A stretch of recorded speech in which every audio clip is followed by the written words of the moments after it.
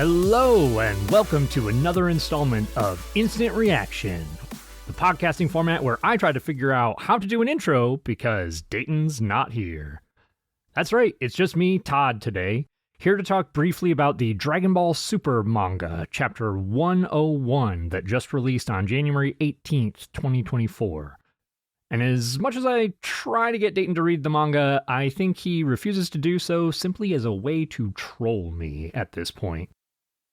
Why are we here talking about the manga, you might ask? It's because the latest chapter is finally giving us new content. That's right, we've moved beyond the Dragon Ball superhero movie and we're into uncharted territory. But first, anyone who hasn't read the chapter, or if you plan to wait for the next decade for the Dragon Ball Super anime to come back, be very aware that there are spoilers ahead. And with that out of the way, let's dive in. Or that's what I would say if Dayton were here. I'm going to dive into the manga. So, the chapter 101 is called Carmine and Soldier 15.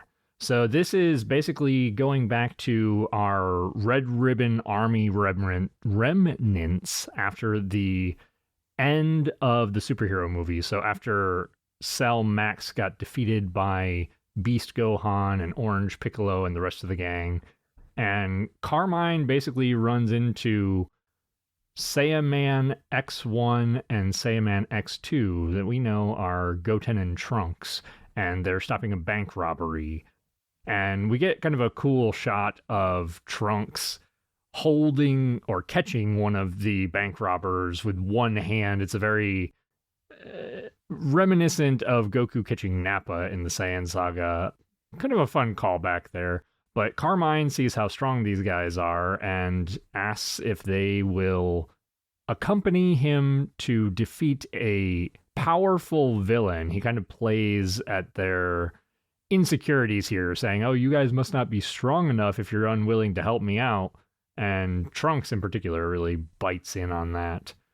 And we kind of cut away from that to Beerus's planet, where Vegeta and Broly are fighting one another in a sparring match, and Broly's trying to control his rage.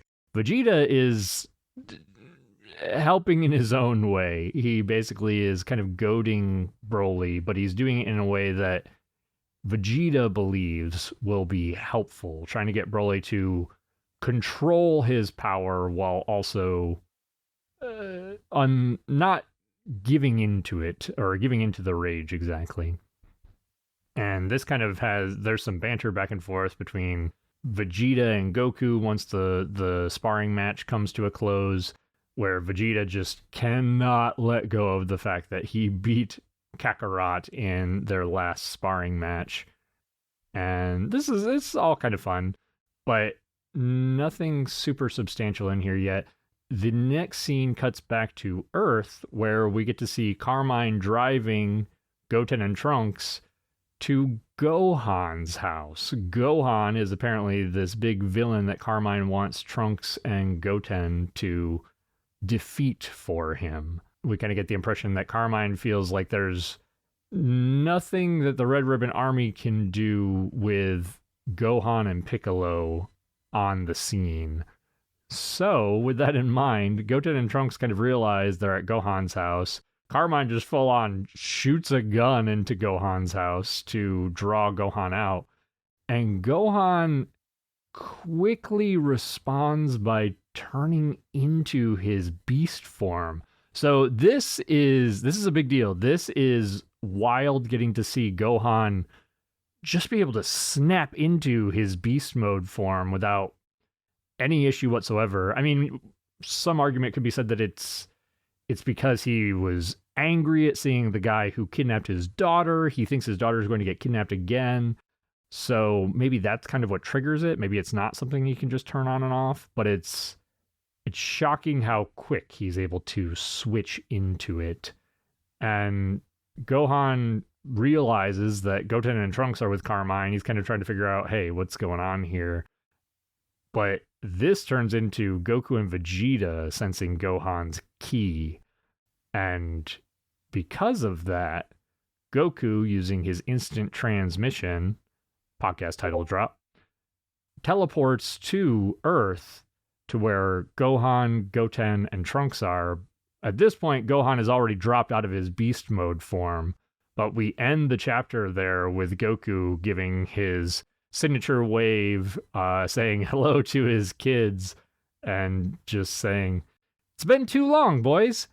I really love the shot of Gohan's face as he gets to see Goku, because we don't really know how long Goku's been gone training, but Gohan's very glad to see him, and I really like that shot.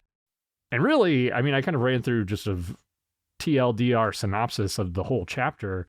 There's not a lot of meat here yet that is going to give us an idea as to where the new story arc could be going. It feels like this is more of a connective tissue chapter, and I'm glad that they're at least giving us a connection from the previous story arc to whatever it is that's going to be the new story arc. It feels like Dragon Ball Super didn't have that all of the time between story arcs, and I think like Dragon Ball Z did that much better. So I'm glad that they're at least trying to do that here. I'm curious to see where this goes. There was mention about Black Frieza while we were on Beerus's planet, so we know Black Frieza is out there, is presumably still more powerful than Goku and Vegeta. We don't really know how powerful this Beast Mode Gohan is, though. Like, Goku and Vegeta at one point mentioned that, yeah, with whatever this last fight was on Earth, Gohan could be more powerful than they are. So does that mean Gohan's so powerful that he is powerful enough to rival Black Frieza? I'd be surprised if that were the case, but I'm really curious to see where they go with this. I don't know what they have in mind here. I mean, Goku came here to check out Gohan's new power. He's, he felt this powerful ki. So it's clear that he wants to get eyes on Gohan's new form. I'm curious if maybe that will turn into father and son having a little bit of a sparring match. Like if we got to see Mastered Ultra Instinct Goku spar with Beast Mode Gohan, I mean, I feel like the fan base would eat that up. That would be super cool to see. I also just want to know what kind of power scale Gohan is at right now. Like it's so hard to gauge because he was clearly more powerful than anybody else on the scene in Superhero and in the fight against Cell Max, but that's not a great gauge because we don't really know where Cell Max sat. We don't really know where Orange Piccolo sat. And we really don't know where Beast Gohan sat other than some comments about the fact that he could be more powerful than Goku and Vegeta. So it's hard to say right now. I'm just really curious to see if this is going to turn into a Black Frieza arc, or if there could be more with the Red Ribbon Army, but I feel like they've kind of beaten that horse to death at this point. Like, it's been brought back 3 times. Regardless, I hope they do something new and interesting. I feel like we need something to get fans hyped up at this point. We haven't had anything new in the manga for a while because they've been covering the superhero movie. We haven't had anything new on the animation front in a while. I think the superhero movie is the last piece of animation that we've had, and that came out, I believe, I think the US release was in March of 2023. So we're in January 2024 right now. It's been a while. We haven't had any great Dragon Ball content in some time. We've got Daima on the horizon at the end of 2024, and I think there's even going to be some more news about Daima in the next week or so. Maybe Dayton and I will cover some of that. But the manga's got to pick it up. I hope Toyotaro has something in store, or Toriyama is feeding Toyotaro some interesting storyline tidbits. We haven't gotten a lot of details about the new manga story arc, so... But at this point, I'm just kind of rambling. I was just excited to see new content in the manga. I wanted to just get on here and kind of talk about it a little bit.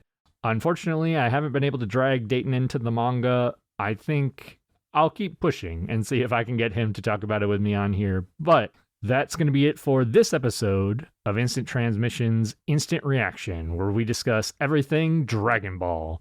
This has been your host, Todd, and Dayton. I miss you, Dayton. Be sure to join us on Monday, January 22nd. We'll be releasing part 2 of the Artificial Humans arc, also known as the Android arc. And 2 weeks following, we'll be getting into the Cell arc.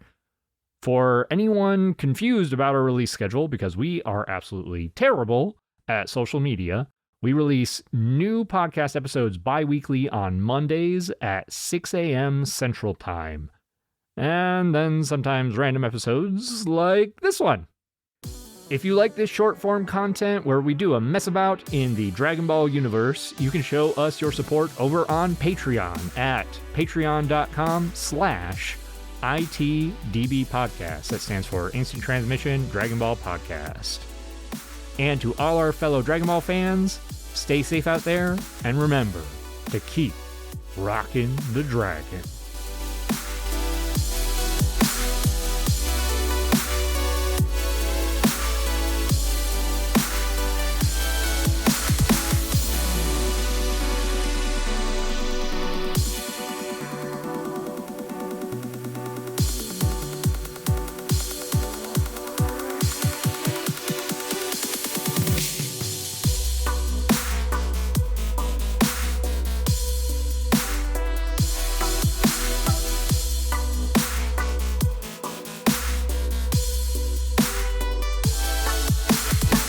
Victory for Vegeta!